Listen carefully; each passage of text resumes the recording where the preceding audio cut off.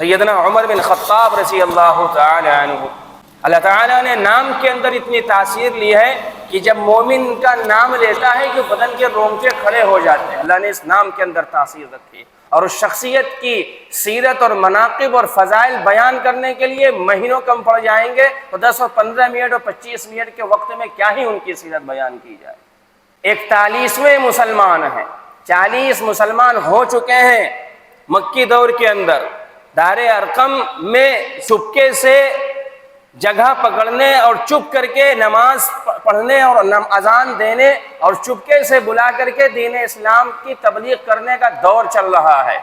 40 لوگ مسلمان ہو چکے ہیں، پریشان ہیں، گھر سے نکلے ہیں کہ یہ پتہ نہیں کون سے شخص آ گئے ہیں جن کو لوگ محمد کہتے ہیں، یہ دعوت دے رہے ہیں، لوگوں کے درمیان تفریق ڈالتے ہیں، باپ کو لڑکے سے جدا کر رہے ہیں، لڑکے کو باپ سے جدا کر رہے ہیں، شوہر کو بیوی سے جدا کر رہے ہیں، بیوی کو شوہر سے جدا کر رہے ہیں، غرضے کی خاندان کے اندر تفریق ہو رہا ہے، کوئی ان کے ساتھ جا رہا ہے، کوئی ان کے دشمن ہے، تلوار دے کے نکلے ہیں اور میان سے تلوار باہر نکال لی ہے۔ فرماتے ہیں، کہتے ہوئے چلے جا رہے ہیں کہ آج محمد کا سر قدم کر دیں گے، ان کو قتل کر دیں گے، آج انہی کو ہم ختم کر دیں گے، چنانچہ ان کی دعوت کا سلسلہ ختم ہو جائے گا۔ نکلے ہیں، جا رہے ہیں، راستے میں کوئی ان کو ملتا، کہتے کہاں جا رہے ہو تلوار لیے ہو؟ عمر بڑے غصے میں نظر آ رہے ہیں، فرماتے ہیں کہ ہم جا رہے ہیں محمد کو قتل کرنے کے لیے۔ اچھا، محمد کو قتل کرنے جا رہے ہو اور ان کا اثر تو تمہارے گھر تک پہنچ گیا، ذرا اپنے گھر والوں کی تو خبر لو۔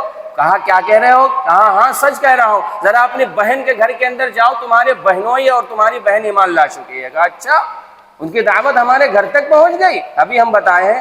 چنانچہ گھوڑے اپنی سواری موڑتے ہیں اور بہن کے گھر کی طرف چلے جاتے ہیں، دروازے پر کھڑے ہوتے ہیں، کچھ اندر سے گنگناہٹ کی آواز آتی ہے، دروازہ کھٹکھٹ کھٹکھٹ کھٹ کر غصے سے آگ بگولا ہے سیدنا عمر بن خطاب رضی اللہ تعالی عنہ۔ بہن سمجھ گئی، اب ظاہر سی بات ہے آواز میں جلالت تھی اور شخصیت میں وجاہت تھی، کھٹکھٹایا، کہا کون؟ کہا عمر آئے ہیں۔ بہن بہنوئی ڈر گئے اور قرآن کی تلاوت کر رہے، جو باہر بھینی بھینی آواز آ رہی تھی، قرآن چھپا دیا، بہن نے دروازہ کھولا، پوچھا کیا کر رہی تو؟ کچھ آواز آ رہی ہے؟ بہنوئی نے کہا نہیں، ہم آپس میں کچھ بات کر رہے تھے۔ کہا نہیں، سچ بتاؤ کیا کر رہی تھی؟ تو قرآن نکال کے لائی بہنوئی اور کہا کہ یہ تلاوت کر رہے ہیں۔ چنانچہ عمر بن خطاب رضی اللہ تعالیٰ عنہ نے جو ہے مارا اور جو ہے پٹائی کی اپنی بہنوئی کی، اتنی پٹائی کی کہ خون نکلنے لگا چہرے سے۔ بہن بچانے کے لیے آئی، بہن کو تماچا زور سے مارا ہے، ان کے بھی چہرہ سے خون نکلنے لگا۔ جب بہن کے چہرے پر بہتا ہوا خون دیکھا ہے تو تھوڑا سا دل پسیجا، تھوڑا سا نرمی آئی طبیعت کے اندر، تھوڑا سا سانس لیا، تھوڑا غصہ قابو میں آیا۔ کہا اچھا بتاؤ کیا کر رہی تھی، کیا پڑھ رہی تھی، دکھاؤ کیا ہے، کس چیز کی تعلیم دیتے ہیں محمد صلی اللہ علیہ وسلم، پڑھ کیا رہی تھی ہم کو بھی سناؤ۔ بہن نے کہا کہ جو میں پڑھ رہی تھی تمہیں ایسے نہیں دے سکتی، تم اسے ہاتھ نہیں لگا سکتے، تم اسے سن نہیں سکتے، ذرا غسل کرو، وضو کرو، پاک صاف ہو۔ چنانچہ وہی غسل اور وضو کیا ہے۔ پھر جو تلاوت کر رہی تھی سورہ طٰہٰ ما انزلنا علیک القرآن لتشقیٰ، یہ چند آیتیں تلاوت کی ہیں، بس اتنی آیت کا تلاوت کرنا تھا کہ دل کے اندر اثر آ گیا قرآن کا، دین حق اثر انداز ہو گیا دل کے اندر، اب اثر پکڑ گئی، قرآن کا اثر پہنچ گیا، دین حق کا اثر پہنچ گیا۔ کہا اچھا یہ بتاؤ محمد صلی اللہ علیہ وسلم کہاں ملیں گے؟ بہنوئی سے پوچھ رہے ہیں کہاں ہوں گے؟ بتایا کہ اس وقت جو ہے صفا پہاڑی کے اوپر دار ارقم کے اندر موجود ہے، اور چند ساتھی بھی آپ کے موجود ہیں۔ وہیں سے پلٹے ہیں دار ارقم کی طرف، دور سے صحابہ نے دیکھا کہ عمر آ رہے ہیں اور تلوار ابھی بھی ہاتھ میں، اور تلوار نیام سے باہر ہے، کچھ معاملہ گڑبڑ ہے، لگ رہا ہے غصے سے آئے ہیں، اندر آ رہے ہیں آنے کے لیے۔ کہا اچھا، صحابہ سنبھل کے بیٹھ گئے، اللہ کے نبی علیہ السلام بھی چوکنا ہو گئے۔ کہا اچھا آ رہے ہیں، دیکھتے ہیں، آنے دو، دروازہ کھول دو، آنے دو، دیکھتے ہیں کس ارادے سے آئے ہیں۔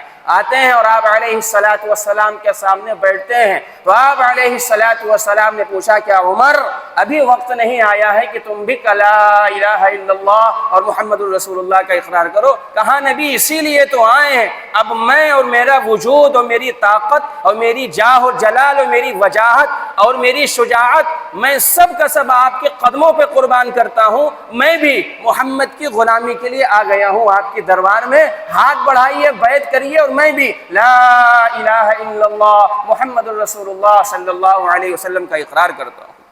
عمر بن خطاب یہ عام انسان نہیں تھے کہ کوئی اسے صحابی تو سارے برگزیدہ ہیں، لیکن صحابی میں بھی فرق مراتب تھی، کوئی معمولی اور کوئی غریب اور بے حسب و نسب کے صحابی نہیں تھے، صاحب نسب، یہ خاندان عدی کا چشم و چراغ تھے، پڑھے لکھے تھے حضرت عمر بن خطاب، پڑھنا بھی جانتے تھے، لکھنا بھی جانتے تھے۔ مکے کے اندر ان کا ایک اثر و رسوخ تھا، کیا اثر و رسوخ تھا کہ اللہ کے نبی علیہ السلام نے گزشتہ ایک رات پہلے اللہ کے سامنے رات میں رو رو کر کے دعا مانگی ہے، اللہم اعز الاسلام بحکم ابن ہشام او بعمر بن الخطاب رضی اللہ تعالی عنہ، او کما قال علیہ السلام، اے اللہ عمر بن خطاب کو مسلمان کر دیجئے، اور دوسری روایت کے اندر دو روایتیں، ایک حکم بن ہشام یا ابو جہل، ان دونوں میں سے کسی کو مسلمان کر دیجئے تو اللہ تعالیٰ اسلام کو عزت مل جائے گی۔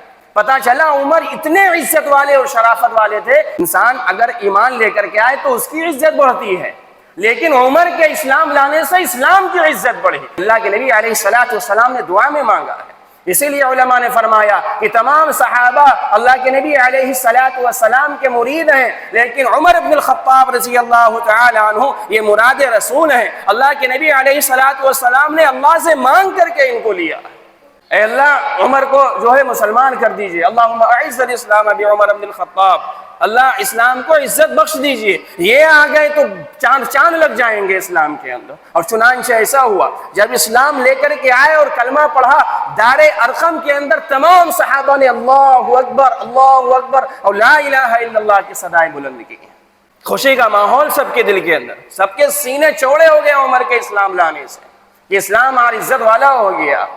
پھر نماز کا وقت ہوتا ہے، پہلے ہی بہادری دیکھیے، پہلے ہی شجاعت دیکھیے، ابھی نماز کوئی بھی نہیں پڑھی ہے، ابھی ایمان لے کر کے آئے، ابھی بیعت کی ہے اللہ کے نبی علیہ السلام کے ہاتھ پہ، کہہ رہے ہیں یا رسول اللہ دین اسلام تو حق ہے، ہم تو صحیح راستے پر ہیں، تو یہ دار ارقم کے کمرے اور کوٹھری کے اندر چھپ کر کے نماز ہوگی؟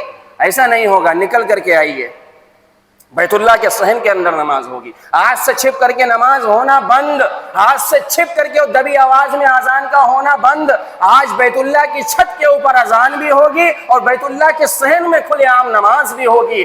دیکھتا ہوں کہ کون روکتا ہے اذان و نماز سے، جس کو اپنے بچے یتیم کروانا ہو اور جن کو اپنی بیویوں کو بیوہ کرانا ہو، وہ آئے اور آپ کو ہاتھ لگا کر کے دیکھے۔ جب محمد کا غلام عمر ہو گیا ہے تو محمد صلی اللہ علیہ وسلم کو ڈر کر کے اور چھپ کر کے کہیں عبادت کی کرنے کی ضرورت نہیں ہے۔ چنانچہ صحابہ نکلتے ہیں دو صفوں کے اندر، ایک صف میں آپ علیہ السلام اور دوسرے صف میں اندر عمر بن خطاب رضی اللہ تعالی عنہ۔ ادھر کفار کو پتا چلا کہ ارے یہ کیا ہوا، یہ آج باہر دیکھتے ہیں اور اعلان ہوتا ہے اور لوگوں کے زبان کے اوپر یہ بات عام اور زد ہو جاتی ہے کہ ارے عمر ایمان لے آئے۔